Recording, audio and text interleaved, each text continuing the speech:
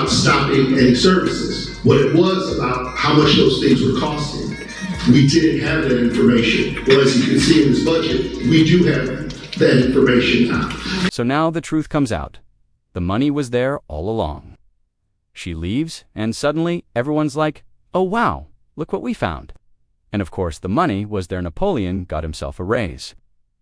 They signed off on the budget, moved the funds, did everything Tiffany was getting blamed for.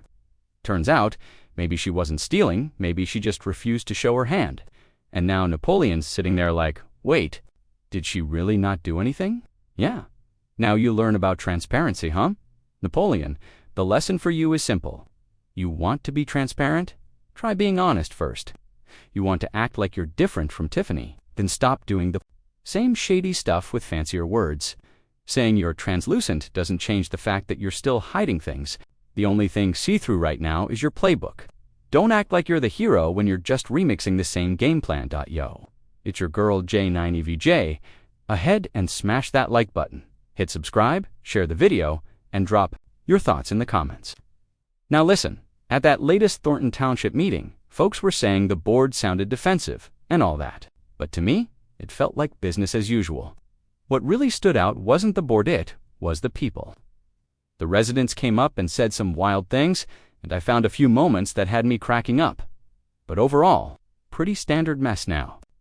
There was one speaker who caught my attention, and that's Mr. Christopher Gonzalez. Something about what he said just rubbed me the wrong way. I've always found Gonzalez shady. You too. Maybe it's just me. But I've never trusted the guy, especially since he was the one who dropped Tiffany's name out of nowhere and helped her become supervisor. That alone had me side-eyeing him. Now he's talking again, and it's giving snake energy. He's about to speak and say something that made me hit pause. Like, wait, what did he just say? So we're going to break it down and watch it together because this right here needs to be unpacked. You know I'm going to talk your ear off, but trust me, you'll want to hear this. Let's roll the clip. Recognize supervisor. Chair recognizes trustee Gonzalez. I don't have any questions, but I do want to say a few things. You see increases in areas of the budget, but this is as we make our transition with this new board, because with these budgets, the focus is on you, the focus is on services. I'll just go ahead and say it. In the past, that wasn't the case. The focus, unfortunately, was on a person. We're focusing on you, the residents now, and that's how we are going forward. So yes, some things have increased. A couple examples, special services. It was touched on already, but I want to bring it up again. That's kind of one of the things that are near and dear to my heart.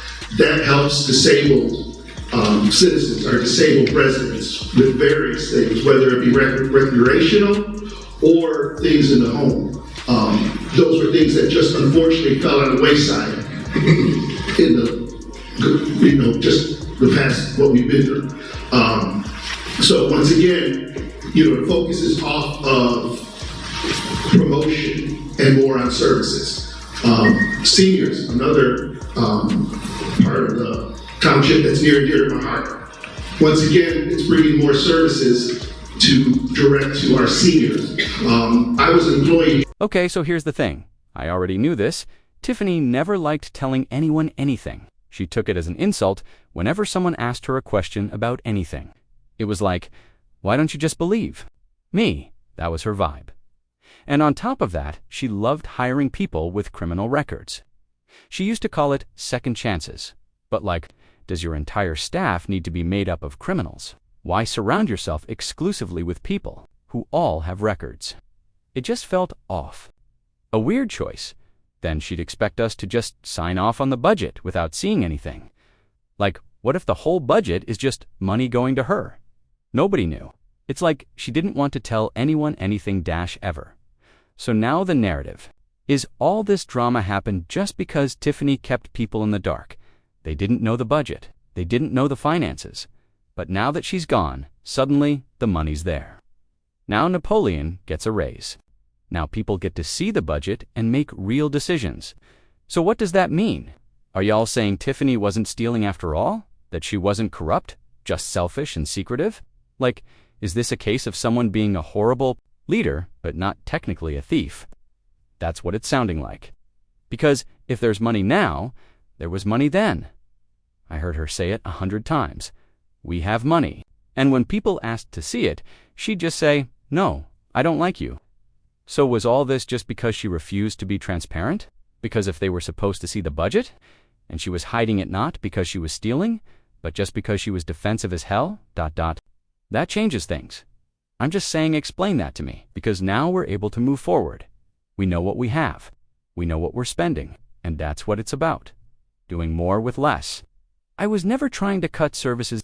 In fact, I wanted to expand them as long as we stayed within our means. And now that's finally what we're doing. These budgets are important, and that's why it's crucial we get them finalized. Now, let me go back to the general assistance budget. There were questions about the tax refund project. That's something the township has done before. But now we actually have real numbers to work with. Oh, so that little tax refund idea, Tiffany Henyard used to talk about all the time. Tiffany girl, this is your moment. You need to come out and speak up, because this man is basically up here saying, you didn't do anything wrong, you were just difficult to work with, which is exactly what I suspected.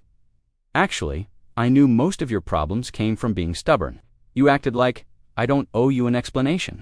It was all respect for yourself, and none for the people.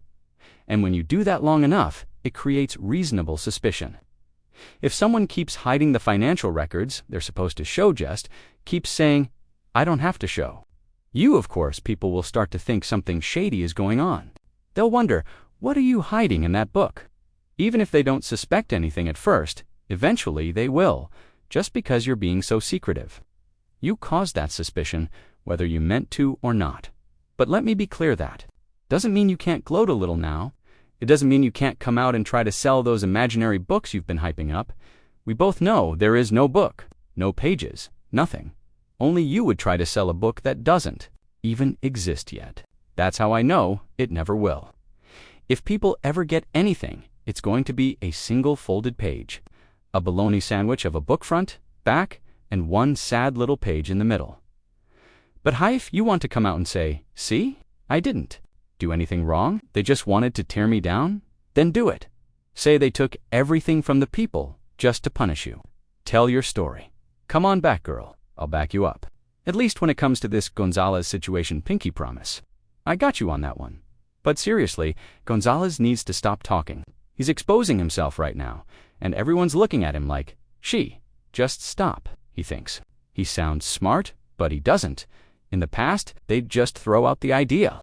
But I always said, no, we need to know the cost, who it benefits, and the full scope before we approve anything. What? Now we know the truth, and we didn't know that before.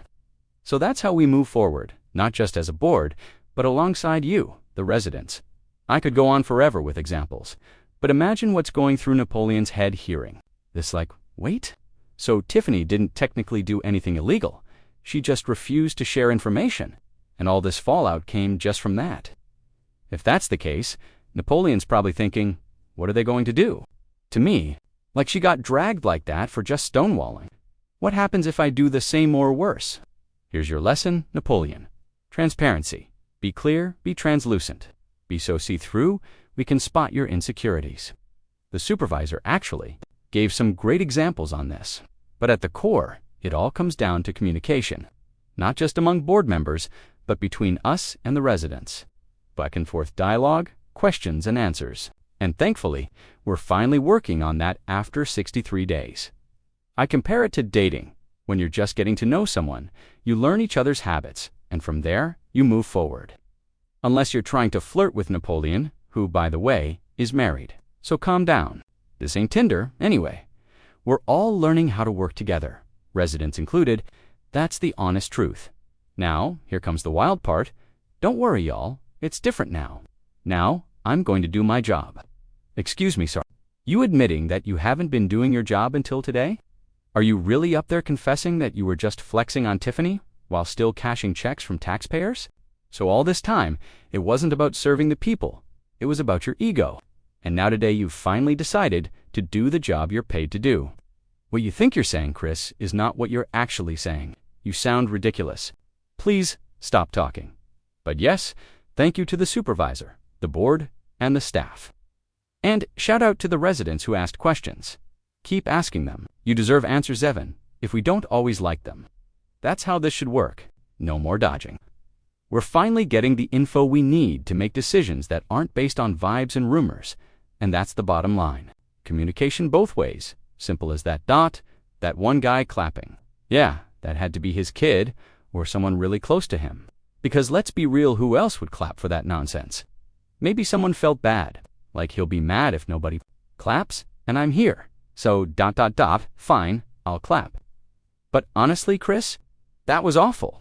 Hey, Chris Gonzalez, next time you feel like speaking, just ... don't.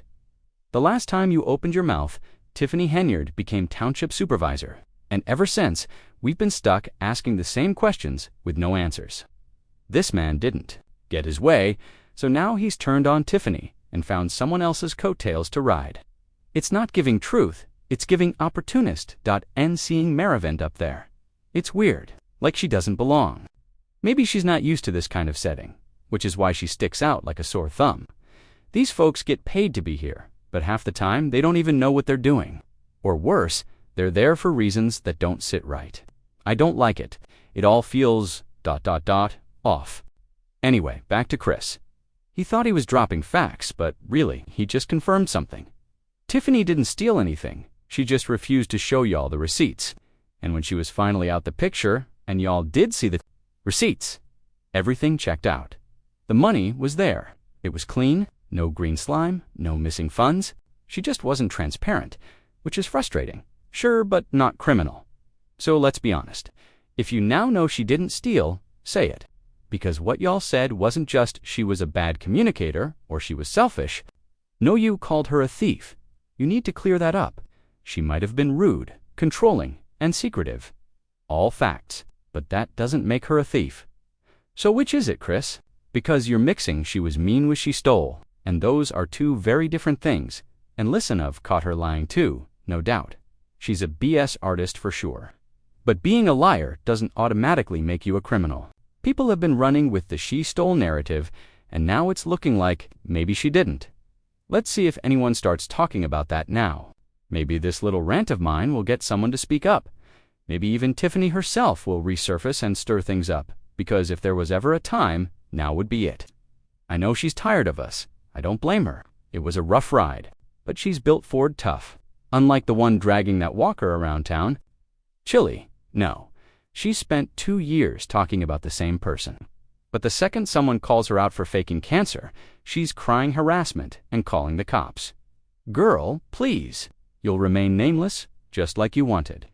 You love to throw shade without using names, thinking that protects you.